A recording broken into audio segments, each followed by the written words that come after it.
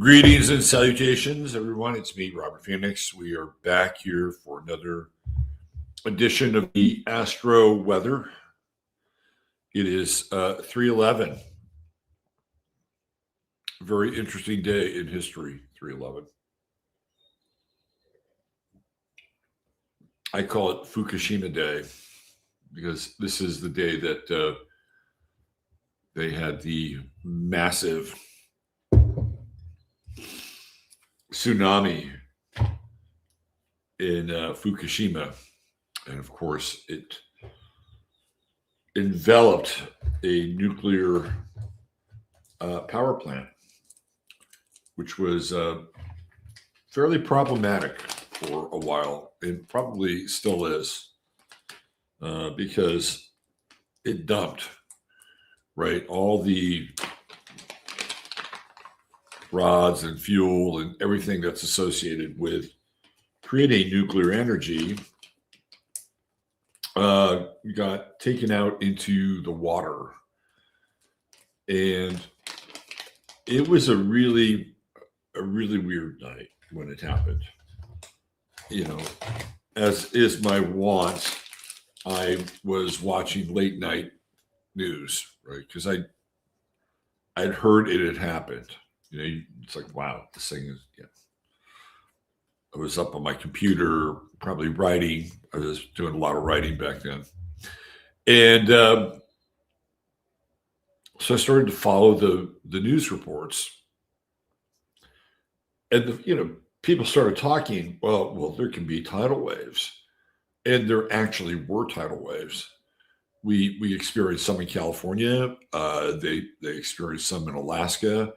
I mean, this was a big disturbance in the field. And I was concerned about the fallout from Fukushima. And I remember that following weekend, I went down to go visit a friend in the South Bay. I think maybe, was it Sunnyvale or Fremont? It might have been Fremont, one of those towns. Fremont, Hayward, Fremont, Sunnyvale. They all kind of like cluster together. I think it was Fremont. So we took Bart down to Fremont, and I'll never forget the rain that day. It was something. I'd been in California at that time over close to 50 years, and I had never experienced rain like that before. It was violent, and the drops were enormous. They were like the size of marbles. They weren't little tiny pellets of rain. These were big globules of moisture, and it just felt completely unnatural. I was creeped out. And knowing that it probably would have taken that much time from the time Fukushima happened to the time the storm front hit California.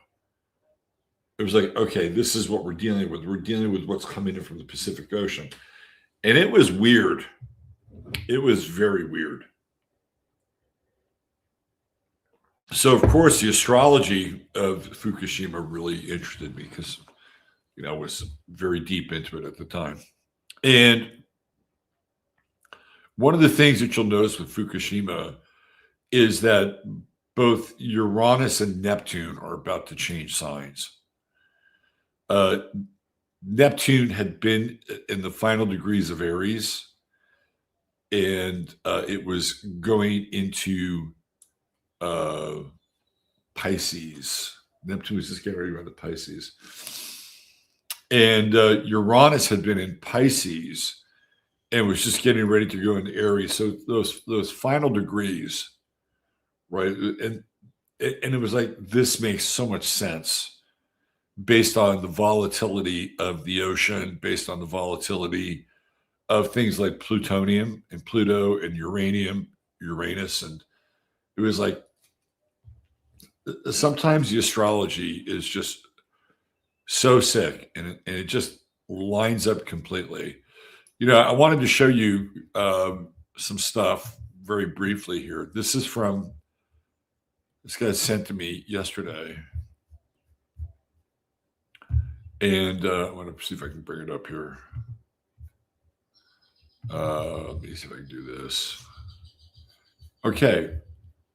So raise your hand if you watched the Sunday night show.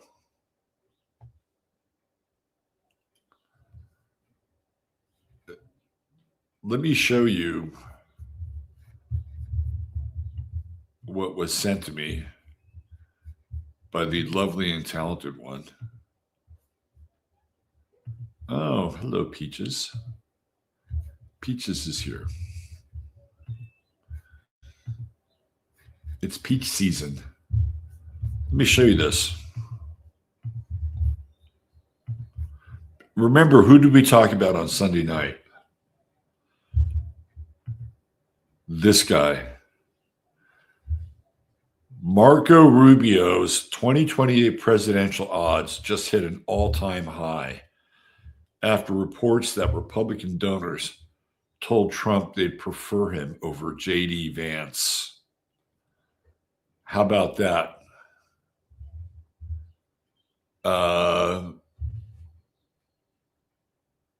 So Vance is still above Rubio, but look at the trends. Rubio is parabolic. He's going up and to the right? Whereas J.D. Vance had hit a peak and now he's coming down, and they're going to go like this.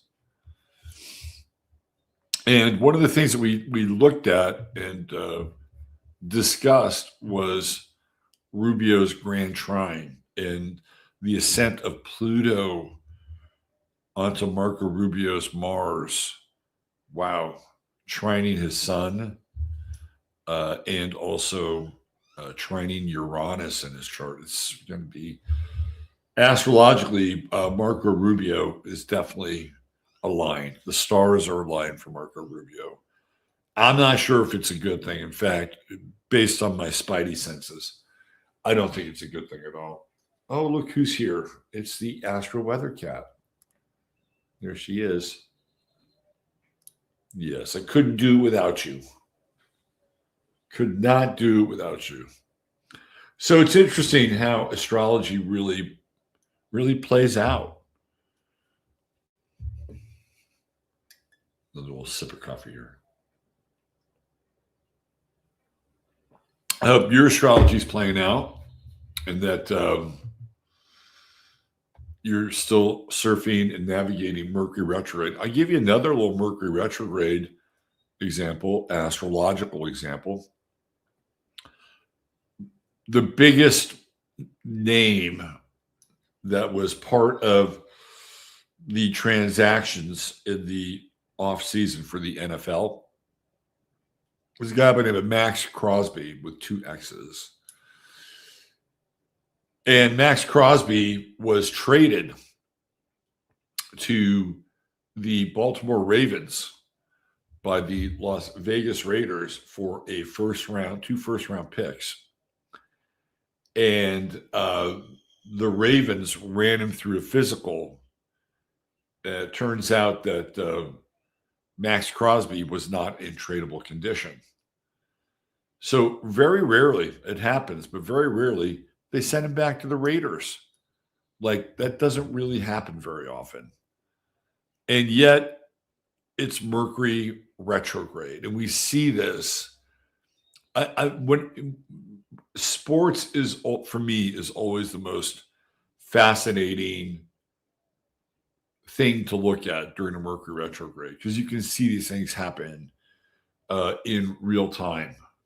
And last night, Draymond Green from the Golden State Warriors, Pisces, did a dumb fucking Mercury retrograde move and fouled a shooter who couldn't shoot from the side. He couldn't hit the side of a barn with about 1.5 seconds left, and the guy tied the game up. Bad Mercury retrograde move, Mr. Pisces, Draymond Green. Okay, let's see. Who do we have here? We got Julie Sunshine, 333. Love back to you. Misbehaving too. Sue Leonards. Very weird energy today. We've been talking about that. Amy V. What's happened to Amy V? Agatha Augustine. Hello, Agatha. Double A. Good to see you. Jackie Delario's with us. There's Big Dave Sullivan, Barbara Boots, Janine, PMS. Hope you're feeling better, Janine. Double B, Beth Berry. There she is, the lovely and talented one. The new next pod thumbnail looks like a fun time. Yeah, man. Get up there on one of these old lighthouses and do a little yoga. Case object. Let's hear what Robert has to say about the ways of Jupiter today. Good day to wash the truck, donate empty bits from that closet, perhaps. Yeah, sure. Why not? Talked a little bit about it yesterday. We'll get into it. Jupiter's going direct today. Lena Winkler is here. She got through the storm last night. We got it. We got hit with the storm as well. Some much needed rain. We had all that rain leading up to the flood. And after the flood, that was it. We didn't get rain for months. 4, 5, 6 months. I mean, drought conditions. It was nuts. Diane's checking in. Aloha. From New York, had a 2.0 earthquake in Westchester yesterday. Wow. That's interesting. I loved it when I retired, but when Medicare kicks in, it's like doctors think you're a cash cow. Yeah, people kept telling me, oh, you're going to love Medicare. I'm like, really? I'm going to love Medicare? I'm going to have to pay all this money each month and get what again? Catherine Rosen's with us. Hi, Catherine. Good to see you. Hanging laundry. Hanging laundry. Made me not want to eat tuna fish. I tell you, you know what I did? Just after Fukushima happened, like a day or two, I went down we had this little Japanese market that I used to go to in Berkeley. And it was a great market. You could get sushi grade fish, had a great fish counter. You could get some beef there, not a ton, but some. You get some marinated chicken, like teriyaki style. And then it had a plethora of Japanese products, from sake to matcha green tea powder. And I didn't have a lot of money at the time, but I went in and I bought as many pre-radioactive Japanese products as I could. Stover Glass says, I was on the beach that day in Santa Cruz, wondering why Noah was on the beach. Yeah. Right, definitely. Hanging Laundry said, I woke up to a dream of many people screaming that day. And I hardly dreamed since becoming a mother. Wow. We got woke ones checking in from Del Rio. Howdy. I soon found out why the harbor got wrecked. Yeah. Santa Cruz had some damage. It was serious, man. Fucking Fukushima was serious. There's Neil Smith. What's happening? Hailstorm last night. We missed the hail. Thank God. Sorry to hear that. Josie's Jazzy Junk is here. We got a little Amy Gill. We got a little Paula Tutt. We got one Bill Smith. Let's see. Who else do we have here?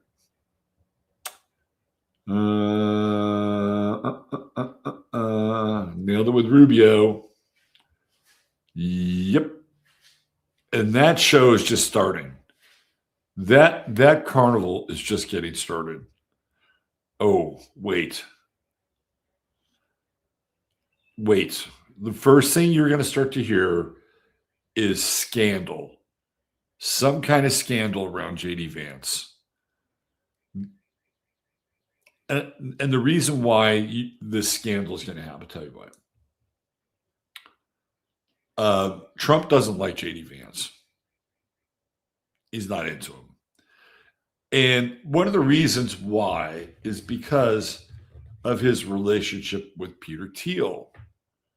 That would be JD Vance's relationship with Peter Thiel. So back in 2016, when Trump was running for president, Peter Thiel donated money to Trump's presidential campaign. It wasn't a huge amount, but it was, I think, significant. It wasn't like Miriam Adelson level, but it was enough to get on Trump's radar. And, it got him a couple of meetings at the White House, and Thiel was proposing this idea of Palantir to Trump back in 2016. And Trump did not take him up on it. Didn't move the needle. And Peter Thiel decided that he needed his own candidate that was one heartbeat away from the president, which was JD Vance. And that was the period of the grooming of JD Vance and the run to the Senate, which Peter Thiel backed significantly and got JD Vance into the Senate.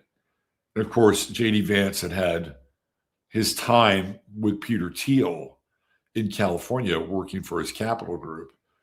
So he was being groomed by Peter Thiel politically, financially. And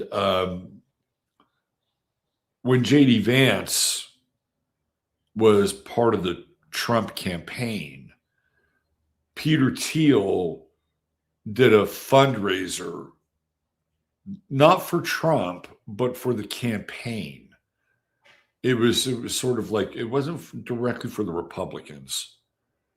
Like it's for Peter T. It was for Donald Trump, and it was for JD Vance and maybe other select Republican candidates for Senate or whatever. It was sort of this kind of blanket pack, right? But it was fairly significant. It was, I think, somewhere around $500,000, maybe more. But it didn't have Trump's name on it, right? And I think Trump, he notices these little small things. And on the one hand, he has to be grateful for the fact that, Thiel and this fundraiser pointed up $500,000 for the campaign. But on the other hand, it wasn't directly related to him. So Peter Thiel recently sold off a bunch of Palantir stock. And people were asking me, well, why do you think that is? Why do you think Peter Thiel is selling off all the stock? Well, it's because he's realizing that JD Vance is losing power in the White House. Like his wall socket, JD Vance is his wall socket, right? He gets to plug into it. He's losing power. And what Trump has done is he's actually tilted very heavily towards Larry Ellison and Sam Altman and OpenAI. And I guarantee you that they're working on their own version of a Palantir style full spectrum surveillance system. I guarantee you. Larry Ellison's already talked about it. He's already said that if we had cameras everywhere, people would be on better behavior. So that they're going down that path. And then they also partied with these Israeli tech companies. So Palantir has probably not gotten the contracts that it wants with the Trump administration. Maybe some, maybe small ones, but not really big, sweeping department. Palantir is the ubiquitous sort of platform. that all these departments are running on. I don't think that happened. So it's really interesting to watch this. And that means that that's like a canary in the coal mine moment. When Peter Thiel sells his Palantir stock, it means that his sweetheart deal, getting into the White House and being able to have his system have all these fat government contracts, is not happening. Not happening. Let's see. So keep your eye on JD Vance and the scandal. Keep your eye on headlines. There will be certain headlines, news stories that might implicate something or imply something. Like, is JD Vance getting a divorce? Is Vance and Usha on the rocks? Right? You'll start to read these things because that's where it begins. It begins with kind of a character assassination, and they begin to break people's reputation down in public. And that's all the while they try to find other things that might be theoretically impeachable offenses, or at the very least create enough pressure for them to resign. And that's what I think is going to happen to JD Vance. Carol Simpson, hello. She's from Georgia. Amy Gill, I donated old prom dresses all day yesterday to girls who can't afford them. That's awesome, Amy. That is awesome. Jacinda Agatha Brooke Downey. Now, that's a name right there. Steve Zeroth, heard about the earthquake, but I was out of town. Must have been about 15 miles from me, only about 2.5 miles away. I guess a good time to be out of town. Ditch mediocre, spend at the market. Food is medicine. There you go. I like that. Let's see. Ratchet Boo's here. What's up, Ratchet Boo? Didn't wash boats out to the seas. Yes, it did. The fallout, literally the fallout from Fukushima was almost immediate. I mean, they were getting tidal wave watch that night in California and up through Oregon, Washington, and Alaska. Like that night. That's how fast those waves traveled. It was kind of mind-blowing. Rajaboo's on the Central Coast. Love the Central Coast of California. Moonsprout is here. Woke One's Revolution. Dude, I was that freaking out. I had the weirdest dream last night that I was in Japan in these little fish supermarkets with my daughter who wanted sushi. No relation to Japan in my life. So weird. Wow. We are in the collective flow. 15 minutes of flame was lit. Thank you. I never know how lit something is. Thanks for the feedback. Virginia's going to drop to 50 degrees tonight. Ooh, geospray this AM. We could live without that, couldn't we? What would our world be like? I wonder. I'm looking at the sky right now. It looks a little kind of gray and strangely foggy. It doesn't have a good look to it, right?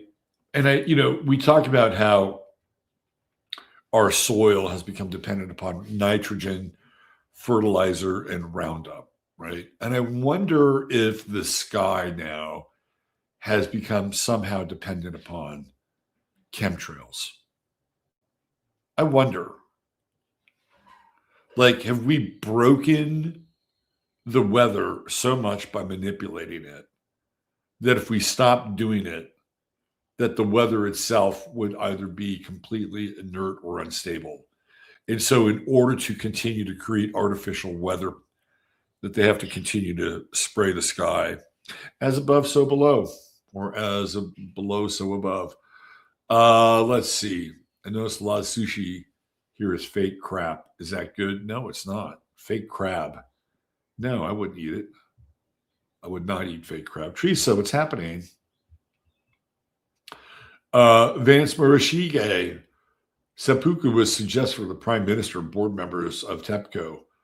by Professor Michio Kaku just after the meltdown, which is still not contained, and irradiated water still being dumped. Disaster. And the shock, like they had these massive cracks in the pavement in Tokyo. I mean, it was. I feel J.D. Vance has a good soul and likes women. You know, as much as J.D. Vance has Peter Thiel around him and some high strange, it might be Erica Kirk's brother. I don't know if you've seen that. I would tend to agree with you, Teresa.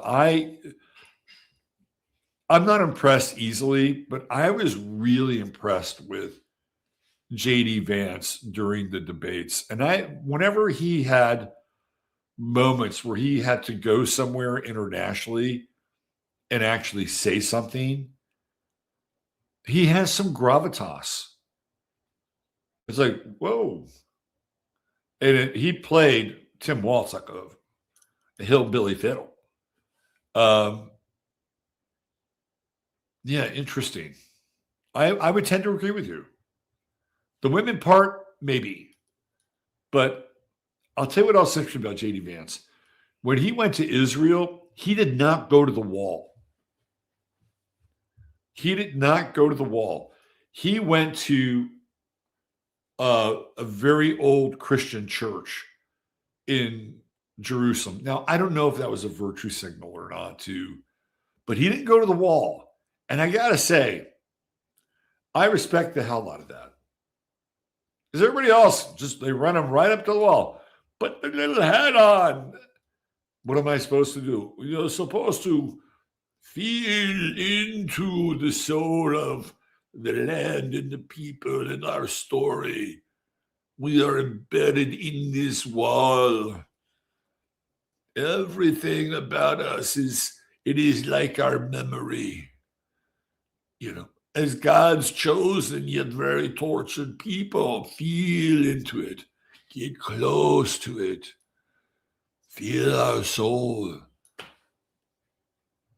He didn't do it. Let's see. I don't trust the ones that have dual citizen status with Israel. You're not the only one. Let's see. I blame the pole shift. The polls are saying, we never shifted, you shifted. That's the Polish people. Maria Dange. That's a horrific thought about the chemtrails. My mind goes there. That's where my mind goes. Pallas conjunct Saturn in Capricorn. How I miss high pressure days, 3 days of sapphire skies with a whisper too of cirrus clouds. I know, right? Remember the first time I went to New Mexico, and the sky and the clouds there were amazing, just amazing. Vance says whitefish paste is fake crab. Did not know that. Good to know that. Yeah, hillbilly fiddle. There you go. You got it. Didn't do the Beanie Baby bounce at the Roman fort. Like that. Marco Rubio looks mean. Hello. He looks like Marco Rubio looks like a fucking sadist, okay? He's got Mars and Aquarius. And I don't mean to demean anybody that has Mars and Aquarius. They're not all created equal, but there is something about Mars and Aquarius that can be very unfeeling when it comes to doling out punishment, which is, by the way, a function of Mars. So, yeah, Marco Rubio is cruel. He has cruelty in his chart. Had many prophetic dreams, including 9/11, down planes hitting the World Trade Center before they hit. So you talking about Fukushima Japanese markets has me curious. Yeah, there you go.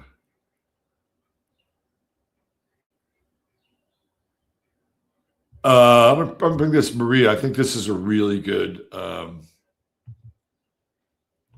insight. JD Vance has street cred affability. Beautifully put, but a tad naive about the great game, albeit learning. That's true. Rubio, wise to the political game. Rubio is a Mandarin. Woke One's Revolution is Heather. Okay. Hi, Heather. That's the name of my mother's son, Heather. All right, let's get into some weather. We're halfway into the show. It's all my fault. I mean, whose fault would it be? Should I blame you? Should I blame you guys for making me talk so much? I don't think so. I don't think that would be the right thing. It's all your fault.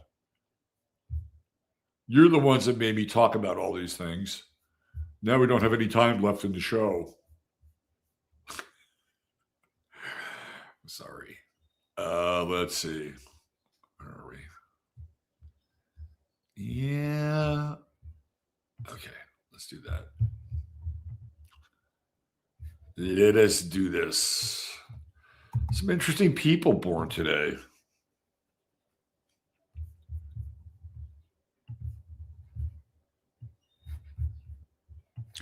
We got a good start of the day for you, too. Stick around for that. Okay. Here we go.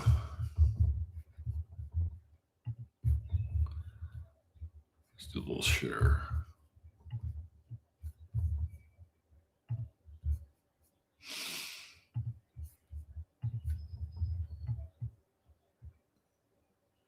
There we are.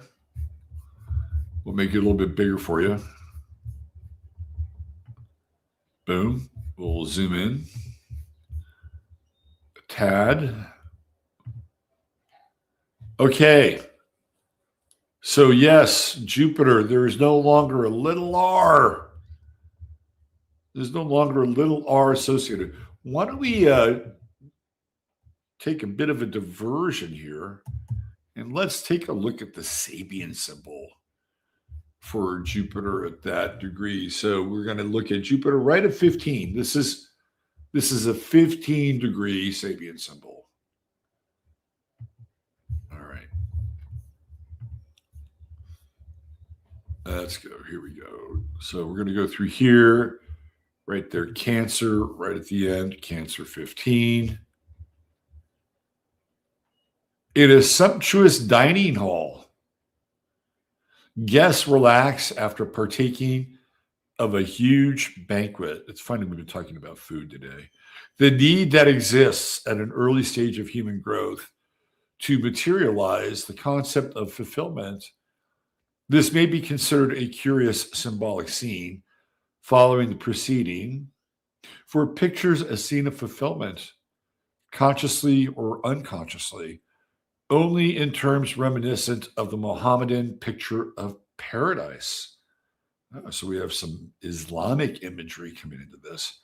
A place filled with all the good things earthly life provided, only more sparsely. It may also be that the symbol is a reference to the fact that in European countries is seen rather broadly and spiritually as plenitude of being. It is usually related in the United States to the idea of plenty. Well, this degree is conjunct Sirius, which is the guiding star of the United States. We are hypnotized today by the ideal of physical abundance. Perhaps physical abundance is less mind-haunting than deprivation. And there may be at times a need to turn superficial things for self-strengthening. This is the via negativa, or the negative way already mentioned. Through satiety, a person learns to appreciate and desire asceticism. From the famous William Blake, you never know what is enough until you've had too much. So there's a very Sagittarian theme here.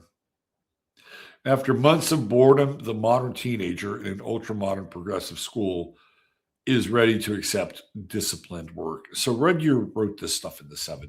It's a bit dated. This is the last of the 5 symbols in the 21st sequence. It ends this part of the quest for individuality and the process of decision-making on a note which indicates a phase of only temporary fulfillment.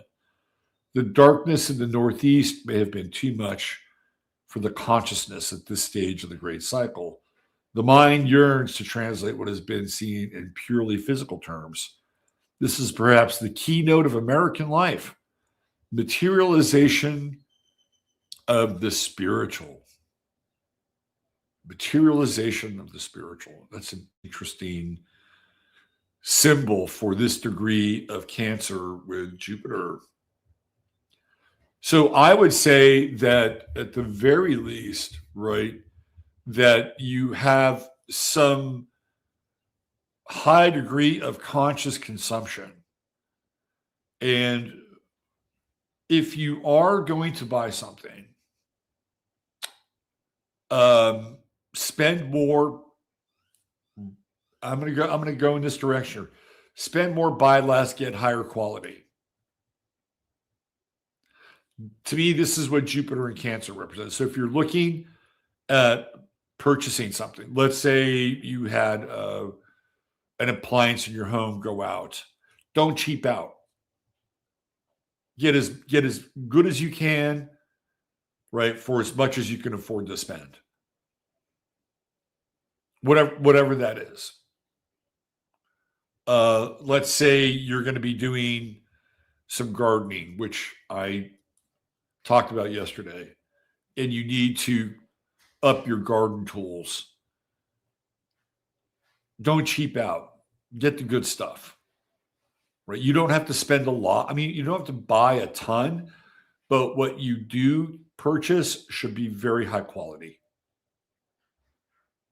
Very high quality. In terms of real estate, I think this Jupiter direct will have some correlation with real estate. Although I just don't see the markets just rebounding and giving Americans this like they did that, right? Like they did that with Bush, and people just got high on housing. You know, they're raping, pillaging, and plundering the Middle East. But as long as people are buying second and third homes and homes they can't afford, they're not really going to pay attention, which is really what happened.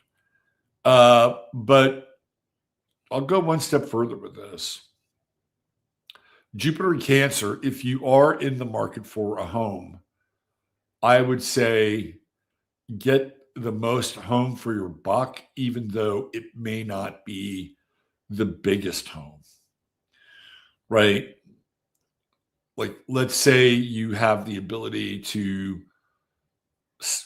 buy a 2-3, 3-2, maybe somewhere between 13 to 1,400 square feet. Not a huge place, but where it's located and the amenities and all the other things around it are superb, versus getting a much bigger place in a more mediocre area. You'll have more space on the inside, but when you walk out your front door, you may not feel as good about it, right?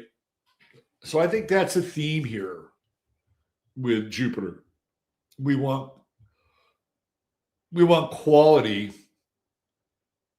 not quantity. And I know that's a little counterintuitive to the symbol, which seems to me very gluttonous in some ways.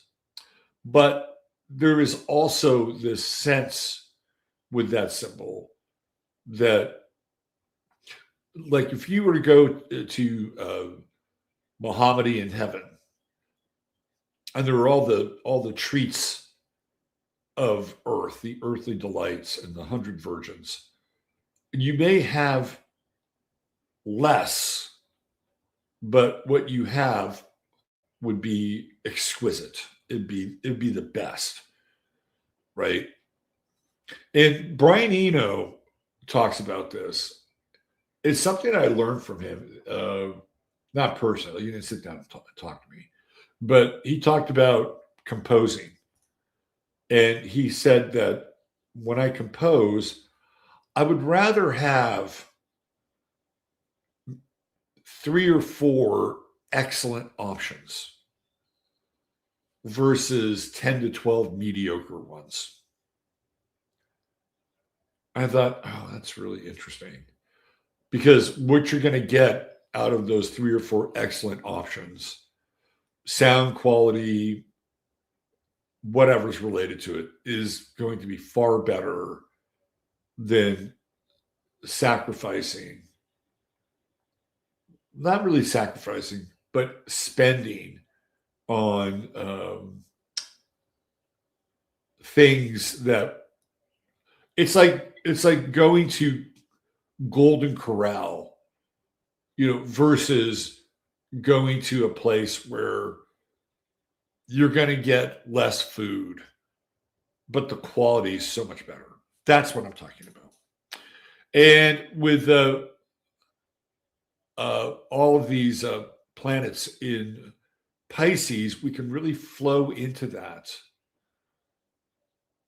Let your intuition guide you. I mean, this is a big, big, big intuitive time. Let your intuition, and I would say one of the things we get with Cancer clearly is Cancer is on the, how do I say this, budgetary side. Cancers know where the dollar goes. So is Capricorn, by the way. But I would also say, don't cheap out, right? Allow your instincts and allow your deep feeling to kind of guide you, especially when it comes to purchases. But don't cheap out because you'll pay for it later. And that goes into just about everything right now, I think. I mean, we can bring that into the friend zone if we want to. Would you rather have dozens and dozens of mediocre friends, or would you rather have 2 or 3 really excellent friends that stay with you on the raft boat of life, right? We can apply this to any area of our life. And I feel like that's a theme right now. And we can look, Jupiter is conjunct Sirius.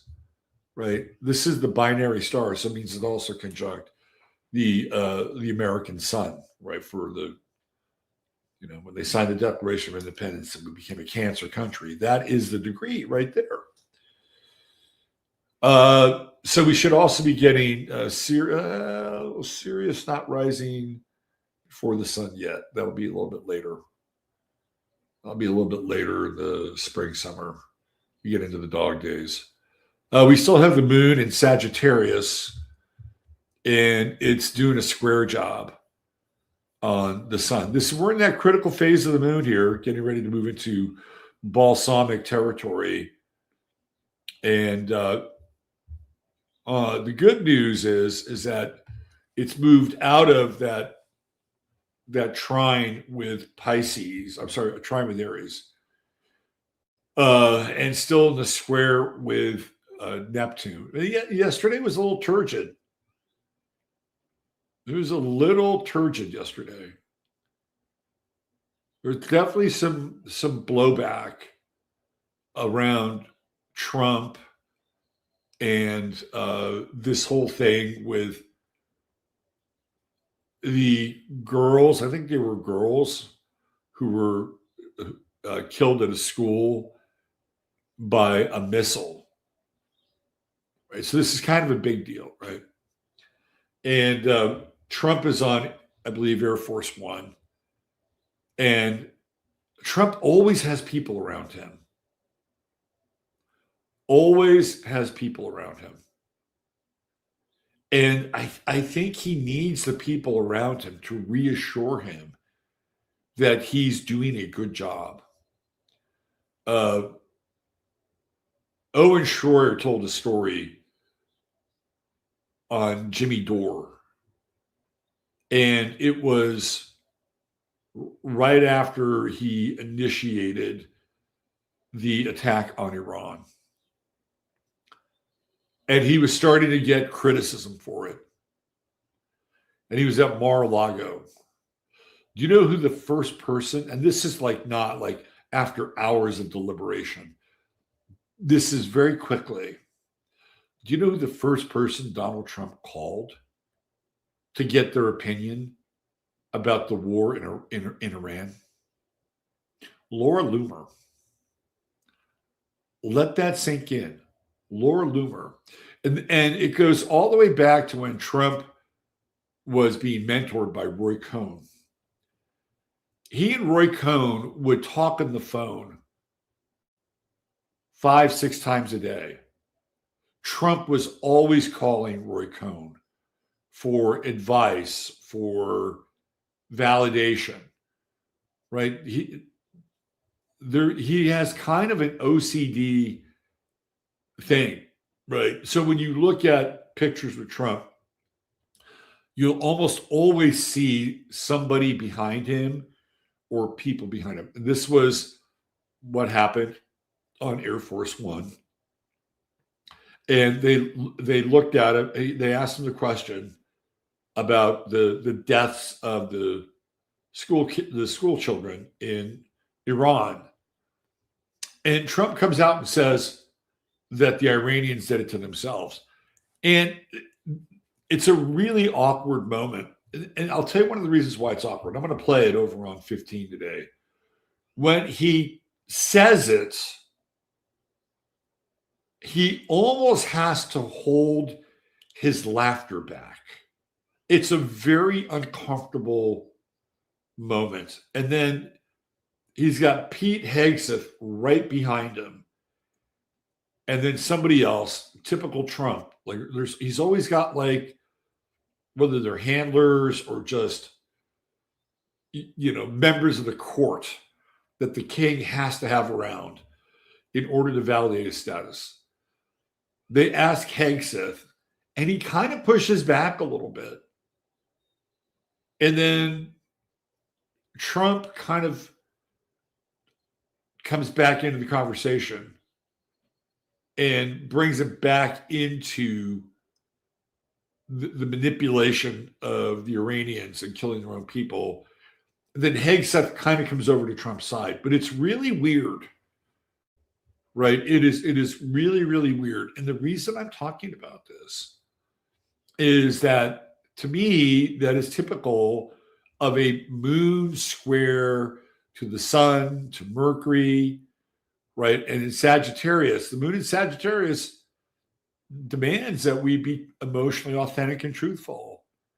And when it squares all the Piscean overload that we have, it gets sacrificed. And that's one of the things you can't unsee with Sagittarius. You can't unsee it. Once you see it, you can't unsee it. I guess on a personal level, I would say do your best to manage your anxiety. There's a lot of free-floating anxiety right now. Just do your best to manage your anxiety. I said it yesterday, go domestic. Get your feet in the ground.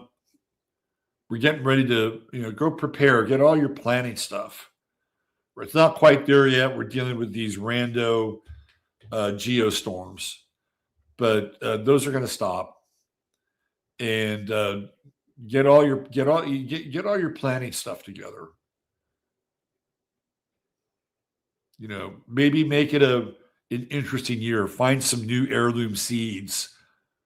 Again, Jupiter in Cancer, talking about quality versus quantity.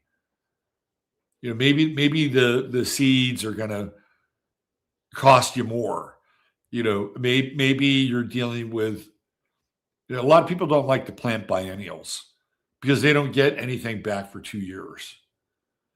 But if what you're planning is exquisite, that's a Jupiter Cancer 15-degree kind of moment that you wait for it, right? And then 2 years later, with a biennial, once they come to fruition, right? Then in most cases, they will come back annually. You just have to wait that kind of 2-year period for their growth. All right, let's get into our True Hemp Science star of the day.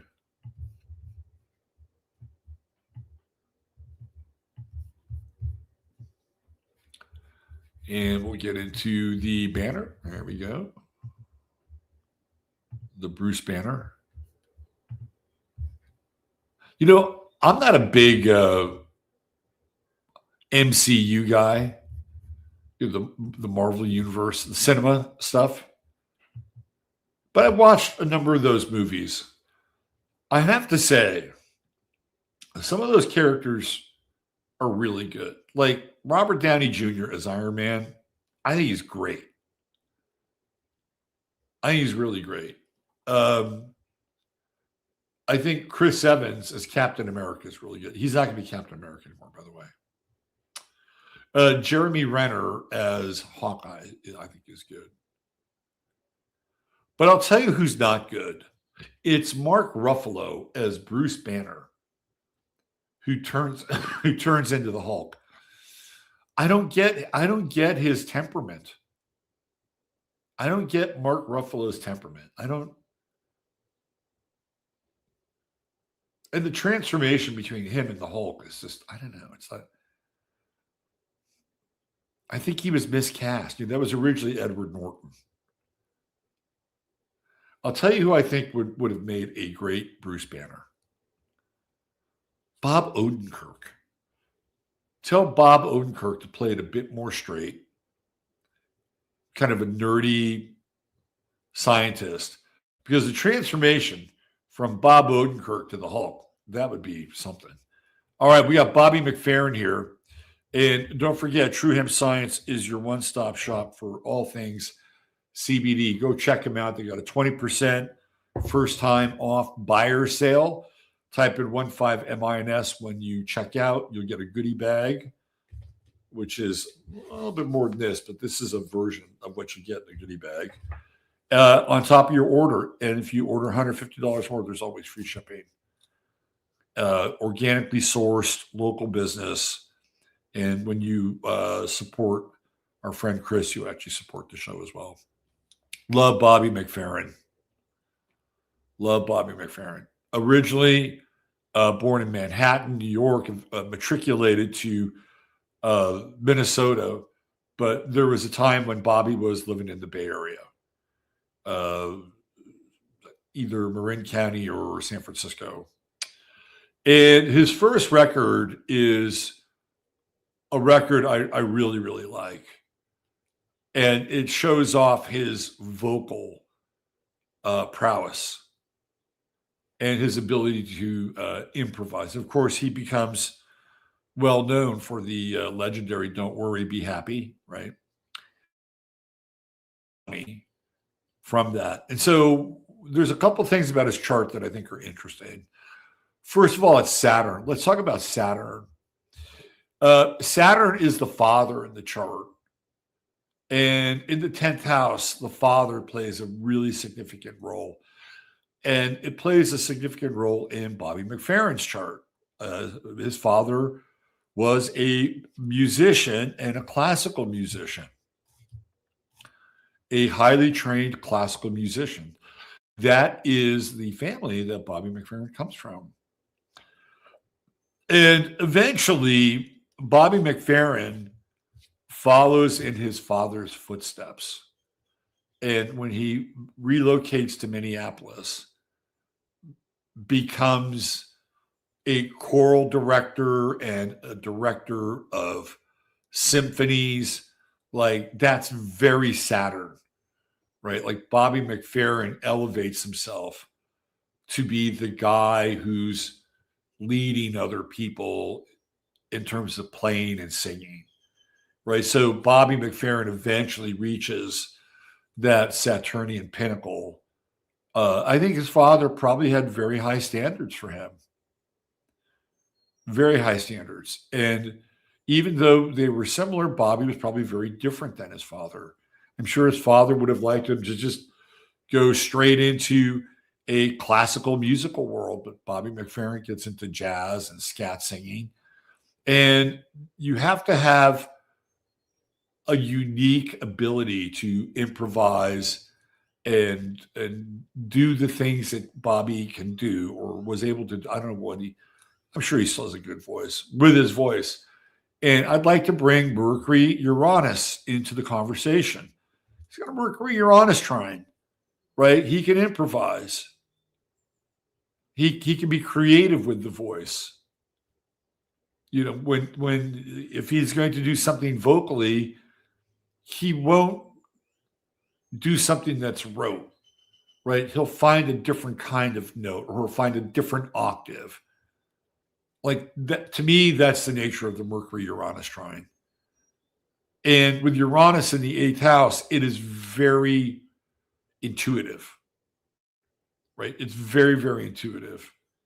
And I think he has a mastery over that kind of improvisational space. He's a bit of a homebody.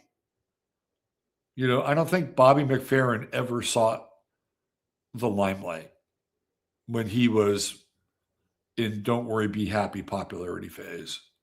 It's like, how can I capitalize on this and be even bigger? It didn't really concern him. And the whole Don't Worry, Be Happy was based on Meher Baba, the yogi. So there was a spiritual component to that song. And you get that with Pisces, clearly. And let's go to the 3rd house, right? That's the voice. The 3rd house is the voice. He's got Jupiter and Aquarius. Again, more improvisation, right? Jupiter Uranus trine. Jupiter Uranus trines are genius. And, you know, Bobby's got it, right? He's got that vocal genius. And he has Venus and Aquarius as well. And I think this is where his ability to collaborate with people with that trine with Neptune in the 11th house. And you know his friends are all musicians and artists and poets, right? That's nature of Neptune in the 11th house. He's got Mars and Libra. I think that's an area where it's a bit challenging. And I'll say this about his Mars, which is retrograde, and it squares Uranus. I think in that regard, he can be a bit uncompromising. And if you're an artist, being uncompromising, I think can be an asset, especially if you have really good instincts, which he has, by the way. And his true node is in Aries. And what's interesting about that true node in Aries is when he broke, right? When he broke in California, it was just Bobby McFerrin, right? He wasn't a part of a group, which he could have been, right? He could have called it the Bobby McFerrin Group. He could have had a number of musicians around him. He could have formed a jazz, quartet with him singing, but he didn't do it. It was just Bobby McFerrin. And that's, to me, very true node in Aries, right? It's like claiming the identity. Like, this is who I am. And even making commercial decisions that may be very contrary to commercial appeal. Like that Don't Worry, Be Happy video was everywhere. That song was huge, really huge. And most people would be like, man, I got to capitalize on that. He didn't do that. He didn't do it. He was going to go, okay, I'm done with this. Let me retreat, move away from fame. I'll go to Minneapolis and I'll become part of the community and I'll be a conductor, which is what he did. The real power in his life comes from the father sets the standard with Saturn for Bobby. Then he doesn't always agree with him, right? He wants to do his own thing. But it's the mother, like the moon in the 2nd house. which is in accidental exaltation. And it's that moon and that sextile to Mercury. I bet you his mother sang to him a lot when he was young. Nursery rhymes, lullabies, any kinds of songs. Maybe she, trilled into jazz standards. He got it, right? He got the singing from his mother. That comes from the maternal side. The discipline, the structure, the order, in order to be a successful artist, he got from his father right there. And he's got a moon Uranus opposition. Not always easy to reconcile. There is a bit of a restlessness in Bobby's chart. But at the end of the day, right, he found his niche and he ascended to his 10th house. And now he's really considered one of the, one of the patriarchs really of modern American music, and spanning a number of genres, jazz and classical, even a little bit of pop, right? Very interesting guy. So there's your True Hemp Science start of the day, Bobby McFerrin. And with that, I leave you with the title of that song. Don't worry, be happy. All right, we'll be over on 15 minutes, link listed below in the description of the show. Don't forget True Hemp Science. Don't forget to hit the like and subscribe if you haven't on the way out. Take care, everybody. Bye for now.